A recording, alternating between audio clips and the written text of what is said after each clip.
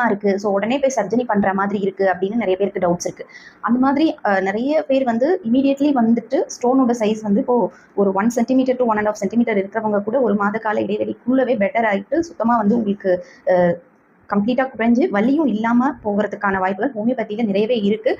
அதே மாதிரி தான் ஒருத்தருக்கு வந்து 1 சென்டிமீட்டர் கிட்டத்தட்ட இருக்கிறவர் வந்து பெயின் அதிகமாக இருந்தது. ஏன்னா வந்து அவருடைய அந்த யூரேட்டர்னு சொல்லுவாங்க இல்லையா, அந்த கிட்னியோட பைப் அது வழியாக வரக்கூடிய ஸ்டோன் ரொம்ப வலி இருக்கும். அந்த ஸ்டோனுமே வந்து அவருக்கு வந்து சர்ஜரியே பண்ணிடலாம் அப்படின்னு போயிட்டு கிட்டத்தட்ட எண்டில் வரைக்கும் போயிட்டு அதுக்கப்புறமா வந்து ஹோமியோபதி இதை எடுத்து ஓரளவுக்கு வந்து பெட்டர் ஆகிட்டு அவர் வந்து அவர் கொடுத்த பதிவே இருக்குது. ஸோ அதை பாருங்கள். வணக்கங்க, நாங்கள் கொளத்தூர்லேருந்து வரோம். இவர் எங்கள் வீட்டுக்காரு. அவருக்கு வந்து ஏப்ரல் மாதம் ஸ்கேன் எடுத்து பார்த்ததுல அவருக்கு வந்து கிட்னியில் வந்து ஸ்டோன் இருந்தது, 7.5 இருந்தது.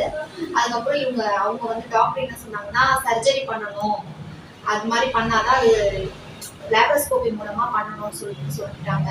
நாங்கள் அந்த மாதிரி பண்ணாமல் ஹோமியோபதி இவங்ககிட்ட வந்து மெடிசன் எடுத்தோம். ஏப்ரல் மாதத்துலேருந்து எடுத்துட்டு இருக்கோம். அதுக்கப்புறம் கல் கரைஞ்சி யூரின் மூலயமா வெளியே வந்தது. அதுக்கப்புறம் இன்னொரு டெஸ்ட் பண்ணப்போ 5 mm கல் வந்து கரைஞ்சி இருந்தது. இப்போ பார்த்தீங்கன்னா இப்போ நேற்று நான் 9ஆம் தேதி டெஸ்ட் எடுத்தப்போ கல் சுத்தமாக இல்லைன்னு சொல்லிட்டாங்க டாக்டரு. இப்போ அந்த மெடிசனை இங்கிலீஷ் மெடிசனை விட ஹோமியோபதியில் நல்லாவே வந்து அந்த கல் கரைஞ்சி வெளியே வந்துருச்சு. ஆப்ரேஷன்லாம் பண்ணாமல் நம்ம கல் ரிமூவ் ஆகிறதுக்கு இது ஒரு நல்ல மெடிசன்.